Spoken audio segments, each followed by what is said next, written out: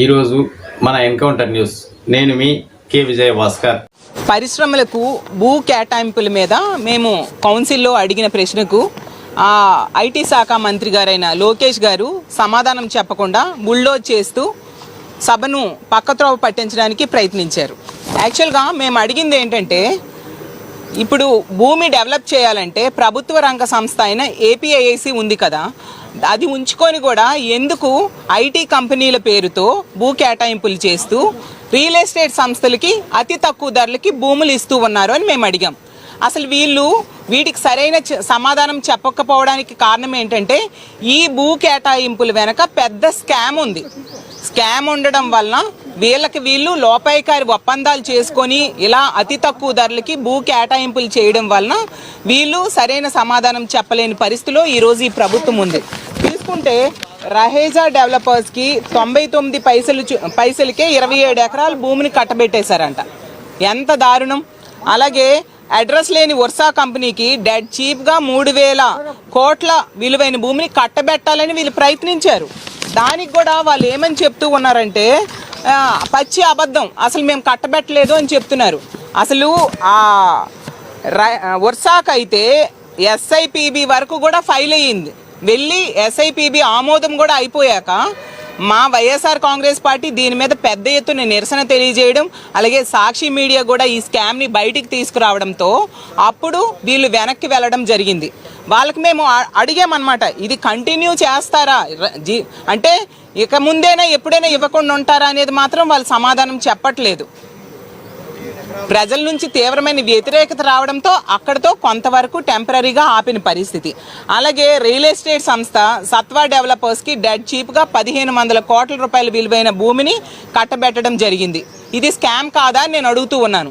అలాగే కపిల్ చిట్ ఫండ్కి చెందిన బీవీఎం ఎనర్జీకి మరో 1,500 కోట్ల రూపాయల విలువైన భూమిని డెడ్ చీప్గా కట్టబెట్టారు. ఇది స్కామ్ కాదా అని నేను అడుగుతూ ఉన్నాను. అసలు విశాఖపట్నం తీసుకుంటే మన రాష్ట్రంలోనే కాదు, దేశంలోనే కాదు, ఏషియా మొత్తం మీద అత్యంత శరవేగంగా అభివృద్ధి చెందుతున్న నగరం.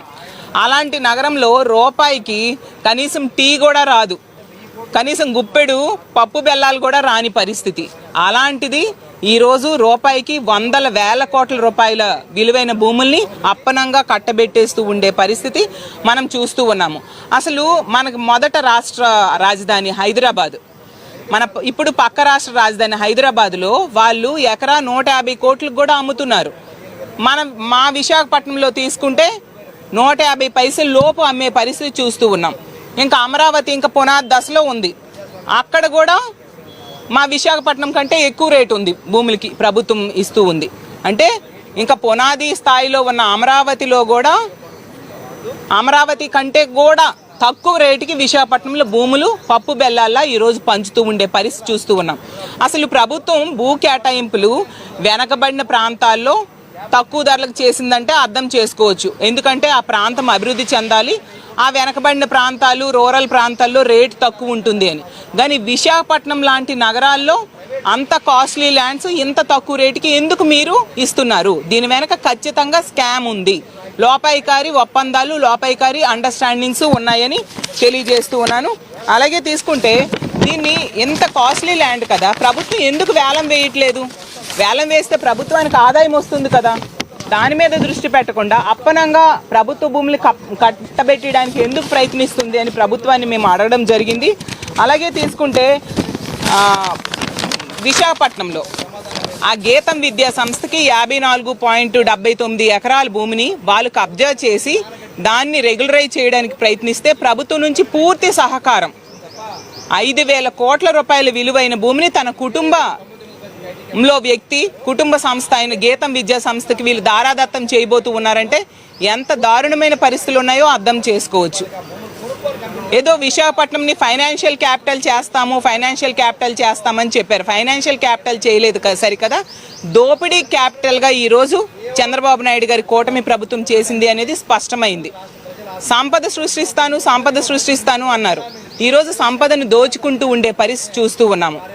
అసలు విశాఖపట్నంలో భరత్ గారికి 5 లక్షల పైగా ఓట్ల మెజారిటీ అక్కడ ప్రజలు ఇవ్వడం జరిగింది. వీళ్ళేమో 5,000 రూపాయల కోట్ల రూపాయలు 5,000 కోట్ల రూపాయల భూమిని దోచుకుంటున్నారు అదే భరత్ గారు. ఎంత దారుణమైన పరిస్థితులు ఈ రాష్ట్రంలో ఉన్నాయో అర్థం చేసుకోవచ్చు. అసలు మేము ప్రభుత్వాన్ని అడగడం జరిగింది, ఎందుకు వేలం వేయట్లేదు, అలాగే ఈ రియల్ ఎస్టేట్ సంస్థకి ఇచ్చే భూముల్లో 50 నుంచి 60% వాళ్ళు నచ్చిన అవసరాలకు వాడుకునే వెసులుబాటు ఇచ్చారా లేదా అంటే అది ఇచ్చారు వీళ్ళు, కానీ దానికి సమాధానం లేదు, దాటవేయడం జరిగింది. అలాగే ఐటీ పార్కులు ఉన్నాయి, వీటన్నిటిని కూడా ఏపీఐసి నుంచి తప్పించేస్తారా అని అడిగితే దానికి కూడా సమాధానం లేని పరిస్థితి. అసలు ఏపీఐసి కాదని ఎందుకు రియల్ ఎస్టేట్ సంస్థలకి మీరు భూములు కేటాయిస్తున్నారు అంటే కూడా దానికి కూడా సరైన సమాధానం చెప్పని పరిస్థితి మనం చూస్తూ ఉన్నాము. అసలు ఎంఎస్ఎంఈ పార్కుల డెవలప్మెంట్ కూడా తయారు చేయడం కూడా వీళ్ళు ఎందుకు ప్రైవేట్ డెవలపర్స్కి ఇస్తున్నారు అనేది కూడా సమాధానం చెప్పలేదు. అంటే వీళ్ళు ఎంతసేపు కూడా ఈ స్కాము జరగడం కోసం అన్ని రకాలుగా ప్రయత్నాలు చేసుకుంటూ ఉన్నారు తప్ప ప్రజలకి సరైన సమాధానం చెప్పట్లేదు అనే విషయం అర్థమవుతుంది. ఈ సత్వా లాంటి సంస్థ అయితే బెంగళూరు, హైదరాబాదు లాంటి నగరాల్లో బహిరంగ మార్కెట్లో ధరలకి వాళ్ళు భూములు కొని వాటిని రియల్ ఎస్టేట్కి చేసుకుంటూ ఉంటారు. అలాంటి వాళ్ళకి 1.5 కోటికే కేటాయించడం అంటే ఎంత దారుణమో ఆలోచించండి ఈ రాష్ట్ర ప్రజలు చెప్తూ ఉన్నాను. అలాగే కపిల్ చిట్ ఫండ్స్కి చెందిన బీవీఎం ఎనర్జీకి కూడా 1.5 కోట్లతో 30 ఎకరాలు కేటాయించారు. వీళ్ళకి ఎందుకు మార్కెట్ ధరకి ఇవ్వలేదు అని నేను అడుగుతూ ఉన్నాను. ఈ విధంగా తీసుకుంటే ఈ రాష్ట్రంలో ఈ భూ కేటాయింపులన్నింటి వెనక కూడా లోపాయికారి ఒప్పందాలు చేసుకొని వీళ్ళు ముడుపులు తీసుకొని ఒక పెద్ద స్కామ్కి అంకురార్పణ చేశారనే విషయం స్పష్టమైంది. ఎప్పటికైనా మీకు నమ్మి ఓట్లేసిన ప్రజలకి ఇంత మోసం చేయడం చాలా దారుణం. ఈ భూ దోపిడీని ఆపాల్సిందిగా ప్రభుత్వాన్ని కోరుతూ